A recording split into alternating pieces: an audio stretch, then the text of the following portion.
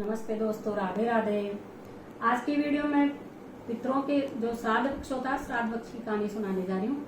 अगर आपको ये कहानी अच्छी लगे तो प्लीज मेरे वीडियो को लाइक करें, शेयर करें, मेरे चैनल को सब्सक्राइब करें। एक भाई बहन थे, माता पिता गुजर चुके थे और बहन भी विधवा हो गई थी, तो भाई के साथ ही रहती थी।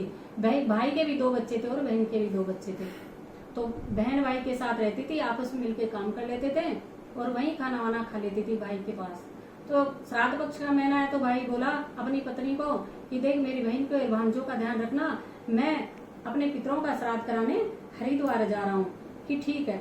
भाई हरिद्वार चला गया और भाभी ने भाई के जाते ही उसकी बहन की झोपड़ी खेत में डाल दी और उसको कह दिया कि सुबह शाम आके चौका बर्तन कर जाया कर और मैं तुझे खाना दे दूंगी इसके बदले। बहन रोज सुबह शाम आती, घर का काम करती और जो बचा कुचा जूठन होता था, सूखा रूखा, वो भाभी दे देती थी, पर उससे पेट नहीं भरता था।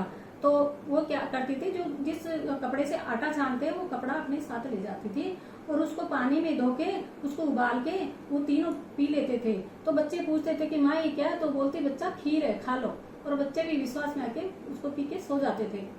तो एक दिन भाभी ने देख लिया कि ये कपड़ा क्यों ले जा रही है। तो भाभी ने पूछा ये कपड़ा क्यों ले जा रही है। कि भाभी ऐसे ही ले जा रही हूँ। कि नहीं नहीं, इसको यहीं रखो। और उसको ले लिया और डांट डपट के भगा दिया। उस दिन खाना भी नहीं दिया। अब घर पहुंची तो बच्चों ने कहा कि माँ भूख लगी है, भोजन दो। कि बेटा आज तो अपन सबका उपवास है, आज भोजन अपन नहीं खाएंगे। बच्चों ने सोचा ठीक है, बच्चे सो गए। सुबह सुबह भाभी गई और बोली देख, मैं तुझे न्योता देने आई हूँ, आज तेरी माँ का श्राद्ध है, सो बिना बुलाए तो तू आना मत। और ये जो तेरे आंगन में पीपल का पेड़ है, ये अपनी जगह से दूसरी जगह खसक जाए तो तू आ जाना। और कह के चली गई। अब बच्चों ने कहा माँ बड़ी भूख लगी है, मामी न्योता देने आई थी, आज तो नानी का श्राद्ध है तो पकवान बनेंगे, खीर बनेगी। कि बेटा मामी ने ये भी कहा है कि बिना बुलाए मत आना, और ये जो पीपल का पेड़ है ये अपनी जगह से खिसके तो ही आना, नहीं मत आना। तो कैसे चलेंगे। तो ठीक है, वो नहीं गई। शाम को उसके भतीजे आए और 2 रोटी और चावल लेके आए और देके चले गए। उसने गुस्से में आके वो रोटी और चावल झोपड़ी पे डाल दिए और रोते रोते सो गई। सारी रात रोती रही और अपने पितरों को और गंगा मैया को याद करती रही और अपने भाई की रक्षा के लिए उन्हें विनती करती रही कि मेरे भाई की रक्षा करना। दूसरे दिन सुबह फिर भाभी आई और बोली आज तुम्हारे पिता का श्राद्ध है, देखो मैं तुम्हें न्योता देने आई हूँ, बिना बुलाई मत आना। और ये तुम्हारे आंगन में पीपल का पेड़ है, ये अपनी जगह से खसक जाए तो आना, नहीं तो मत आना। दूसरे दिन भी बच्चे बोले माँ आज भी मामी न्योता देने आई, आज चलें। कि नहीं बेटा, आज भी वो यही कह के गई है कि बिना बुलाई मत आना और पीपल का पेड़ अपनी जगह से हिले तो आना, नहीं मत आना। तो दूसरे दिन भी वो शाम को वही भतीजे चावल और रोटी लेके आए, सूखी रोटी और चावल। उसने गुस्से में आके वो भी झोपड़ी पे डाल दिए और सारी रात रोती रही, अपने पितरों को याद करती रही, अपने माता पिता को याद करती रही, गंगा मैया को याद करती रही और है ना, जो अपने भाई की लंबी उम्र की कामना, उनकी रक्षा की कामना करती रही। भाई वहाँ पिंडदान कराता और उसके हाथों में से खून आ जाता। रोज जो भी पिंडदान करता उसके हाथों में से खून आता। तो पंडित जी ने कहा कि हे यजमान, तुम्हारे घर में कोई बहुत दुखी है, इसलिए तुम जो भी पिंडदान करो उसमें खून आ रहा है। कि नहीं नहीं पंडित जी, मेरे माता पिता तो गुजर गए हैं और मेरी बहन है जो विधवा है, जो मेरे ही पास रहती है। तो मेरी पत्नी को मैं कह के आया हूँ कि उसको कोई दुख मत देना, इसलिए मेरे घर में कोई दुखी नहीं है। पंडित जी बोले ठीक है। ऐसे करते करते 16 दिन के श्राद्ध बीत गए।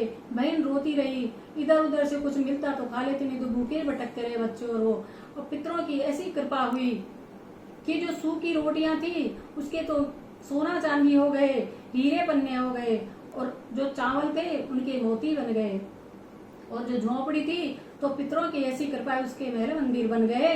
अब 16 दिन बाद जब भाई आया तो घर में बड़ा कीच मच रहा था। तो उसने पूछा कि भाई ये कीच कैसा मचा है। कि कुछ नहीं, तुम्हारे बहन और भांजों के 16 दिन तक मैंने कच्चे दूध से पांव धोए हैं, इसलिए ये कीच मचा है। कि कहाँ है मेरी बहन और भांजे, कि फिर भी तुम्हारी बहन नाराज हो गई और खेत में झोपड़ी डाल के रहती है। भाई दौड़ा दौड़ा गया, वहाँ कोई झोपड़ी नहीं दिखी, वहाँ तो बड़े महल मंदिर हो रहे थे। भाई ने आवाज लगाई, बहन निकल के आई कि बहन ये क्या, ये महल मंदिर, इतना पैसा तुम्हारे पास कहाँ आया, और तुम्हारी भाभी ने तुम्हारी इतनी सेवा की और तुम नाराज होके चली आई।